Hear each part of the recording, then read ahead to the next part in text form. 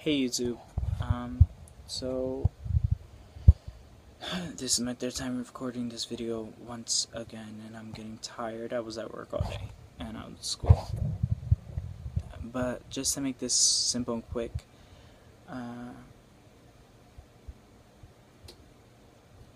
this video is going to educate. It's going to be to educate you guys, not to make fun of your practice or whatever, but just to educate you guys more on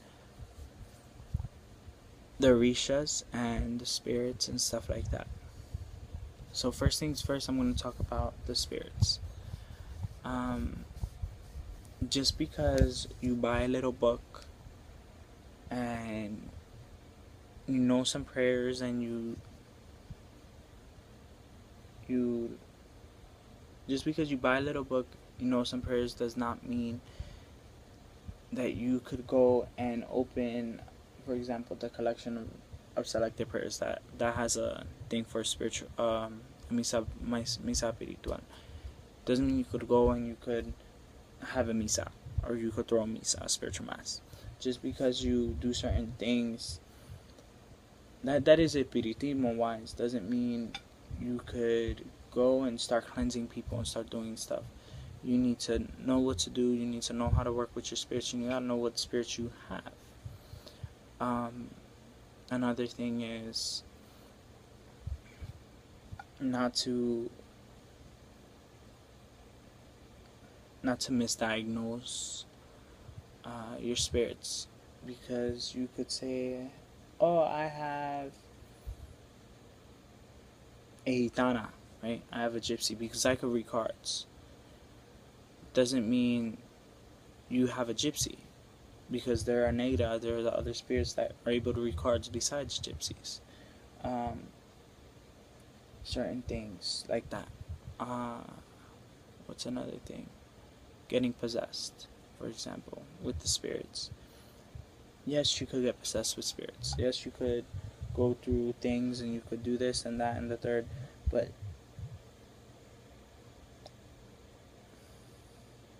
you can't sit there and try to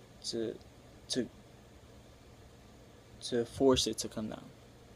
Because if you do, it won't be pretty. I've tried it before, trust me. It won't be pretty. Going on from that topic, just to be careful with working the spirits and thinking just because you got a little book means you're a powerful espiritista. Doesn't mean anything.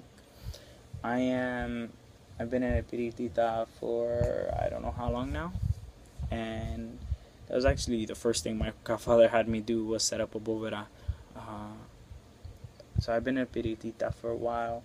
Just recently, I just started doing work for people, such as cleansings and stuff like that. Just recently, I started really knowing what to do and learning and doing stuff. And just recently, I just started learning a lot about my spirits. It takes time. Don't run before you know how to crawl. You can't run before you know how to walk. You can't run before you know how to crawl. You gotta take steps. My next topic is Orishas. Just because you have a little statue or whatever doesn't mean that Orisha is pertained to you and that Orisha is yours. I love Ochung with all my heart, but I do not know if she is my guardian angel, my guardian Orisha. Now, my love for Ochung will always be there. But, for example, I have done this in the past, with having the little altar to Ochung.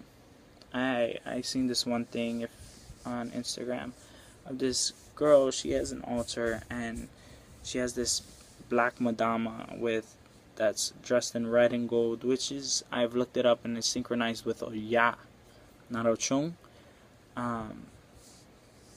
That is synchronized with Oya. She worships as Ochung. She all types of Virgin Marys and they're all Ochung. That's not how it is. The only one that's Ochung is La Carrera de Cobre.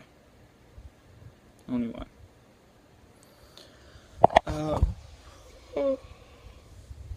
There is other things besides that, people that are doing work with Ochung, just because you have a little statue and a little altar does not mean you should be doing work. For example, if you were to set up an altar to Elegua, there are 200 and something paths of Elegua. I can't remember exactly right now.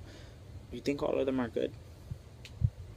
And for those of you who say yes, I want you to do your research on paths of Elegua. Not all of them are good. Some of them are actually assholes. Some actually hate kids. Like, and Elegua is to protect their kids. Didn't know that, right? So, moving on that topic, don't mess with something you don't know about. There's always Spanish saying, don't mess with the saints. Don't play with the saints, because the saints will get you back. Another thing is, this is very common, that people think that Ochung is in lakes and this, that, and third. No. Nanaburuku is in the Orisha of the swampy areas, the murky areas. That's lakes, ponds, swamps, stuff like that. So don't think Ochung lives there. It's Nanaburuku. Ochung rules over the rivers, and that's all she rules over. There are also people that say that they get possessed with their Orishas, or they could go into a trance and get possessed by their Orishas. Just because you go into a little trance and you say you got possessed by Orisha, that's not true. No non-initiated can get possessed by the Orisha. And there's people that, oh, well, Yemaya came down on me one day, and then Chango, and then Orula, and then da-da-da. No. That's bullshit.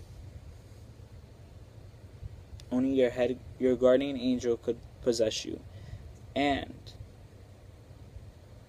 they could only possess you if you are initiated into the religion.